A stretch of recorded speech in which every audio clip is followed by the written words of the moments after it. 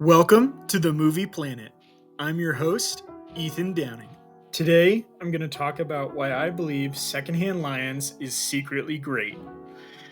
I almost didn't make a movie review about this film because I felt that this movie was very well appreciated. But in over 20 years, this movie has dropped into obscurity, especially with Caine and Duvall getting older and the Haley Joel Osment era of child acting being over with. It had a poor performance in theaters. The director, Tim McCanlies, is not particularly well known either, unless you're a film nerd like me. My father took me to see this film back in 2003. We also had the DVD and watched it many times growing up. So if I sound sentimental, then it's because this is a film worth getting sentimental about. The production of Secondhand Lions starts with Tim McCanlies. He was primarily a screenwriter in the 1980s and 1990s. He was raised in and around Bryan, Texas. He is fiercely proud to be a Texan, and a lot of his films take place in Texas and rural America.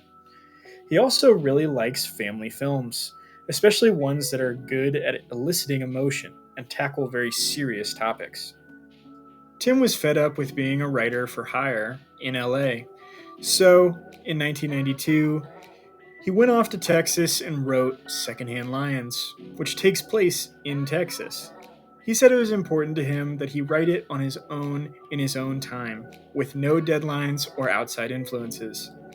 The script quickly becomes praised throughout Hollywood, and Warner Bros. Is immediately interested. Producers started looking for some big-name actors to play Hub and Garth McCann. Warner Bros. Wanted Paul Newman and Robert Redford to play the brothers, but when offered the script, Newman's agent said that Paul doesn't play old.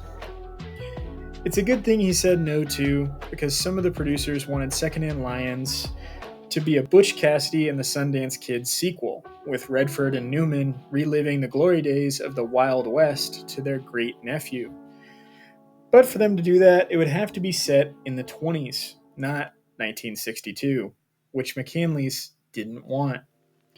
They also thought about casting Jack Lemmon and Walter Matthau, but they turned it down too. With old actors all over town turning down the film, the project lost momentum, and Warner Bros. As well. McCanlies was frustrated. He couldn't make the film he really wanted to make, so he wrote a similar script with a similar setting called Dancer, Texas, population 801, in 1998. This would be his directorial debut. After that, he wrote the cult classic animated film The Iron Giant in 1999. Although it bombed in theaters, many fans attributed this to a poor marketing campaign by Warner Bros. New Line Cinema, after being flushed with cash from the Lord of the Rings franchise, they were ready to take risks on new and original ideas. Toby Emmerich was the production head at the time, and he wanted to invest in more family films. They decided to take the plunge on this already storied script and a rather new director in Tim McCanlies. The thing that initially revitalized the project was Eugene Osment, Haley's father, saying that he is in no matter what, which really helped sell the project to studios. The hunt was now on, a second time, to find out who would play Hub and Garth. Tommy Lee Jones wanted to play Hub, but once Robert Duvall signed on to play Garth, he was out. Jones was 16 years younger than Duvall, and Jones was going to play the older brother. No wonder he said no.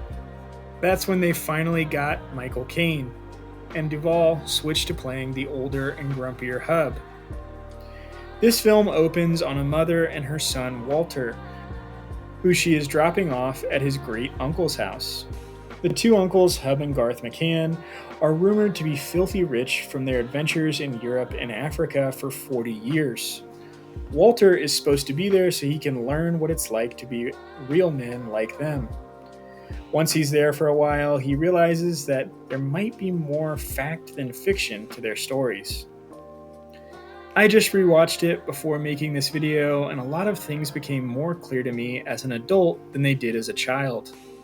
I didn't realize just how much trauma and neglect Walter had gone through while his mother raised him. I've been to the orphan home before. I don't want to go back. I also didn't realize the trauma Walter had of his mother continually lying to him caused. It's something I can definitely relate to. The main theme of this movie is trust and love. When you're a child with a lying mother and no one loves you, you can become very lost and untrusting of people. And it can be very difficult for you to let people in because of that. In this movie, his uncles tell him the things that are really worth believing in. One of them being that true love never dies. It's something that a lot of people might see as corny and cheesy, but this movie shows that the concepts of true love and love at first sight aren't intrinsically feminine.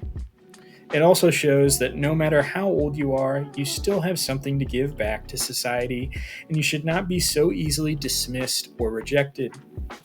Some fun facts about the film are that, other than one small flashback sequence on the beach, the film was shot entirely in Texas, even all the shots in North Africa. The scene where Walter wrestles with the lion from a distance was shot with a really short stunt woman. The up-close shots used an animatronic. Osment was probably not allowed to handle a real lion on set for insurance reasons, because people on set reported that he had no fear whatsoever of the lion.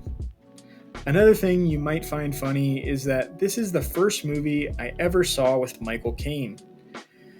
So as I grew up and saw him in movies like Get Carter, Zulu, and Victory, I thought to myself, gosh, Michael Caine does an amazing British accent. I thought he got typecasted as British because of how he looked. I didn't know he was actually British.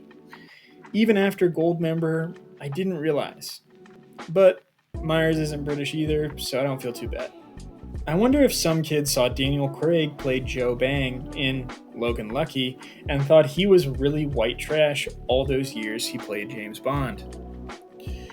Another fun fact is that in the deleted scenes, there was a scene where Michael Caine's character was caught signing up for newsletters from all of the door-to-door salesman companies, saying that every man needs a hobby and don't tell Uncle Hub, which was a fun snippet and really could change the plot of the story. Caine's accent was perfect and flew right under the radar of American ears. He didn't overdo it, and he didn't just not do it like Joaquin Phoenix in Napoleon. What is your name? Napoleon. In terms of performances, Haley Joel Osment nails it.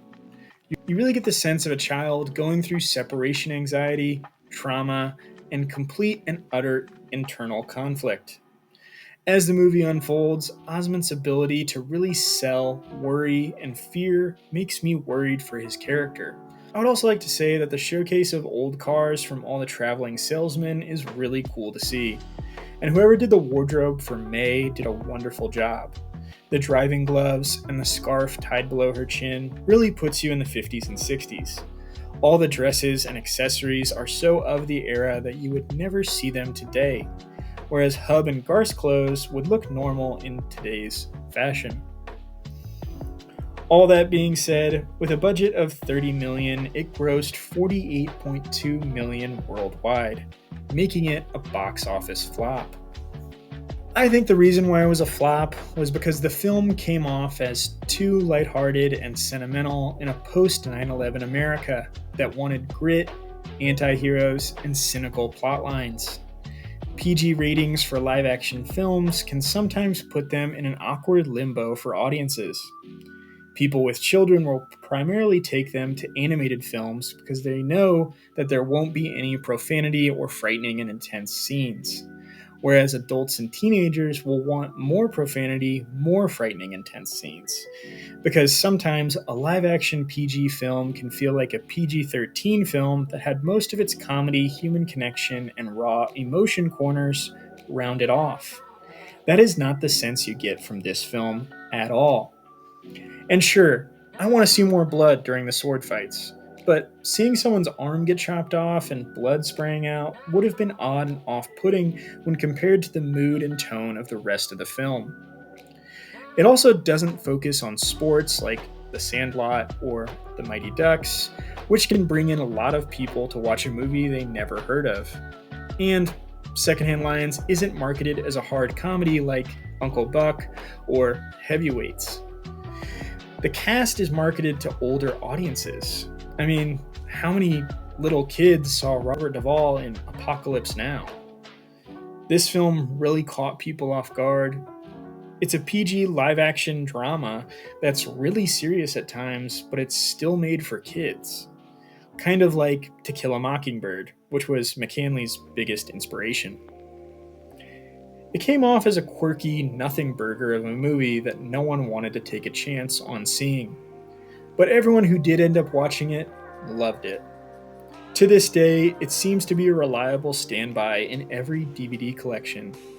Appreciation for this film came late, but it has reached cult classic status and warmed the hearts of millions of Americans. Another good live-action PG film is Nacho Libre. Cuero, look alive! Whether you have children or not, this movie will not disappoint. Let me know in the comments what you thought of Secondhand Lions, and if you had it as a DVD in your collection growing up. Please like and subscribe, and thanks for watching.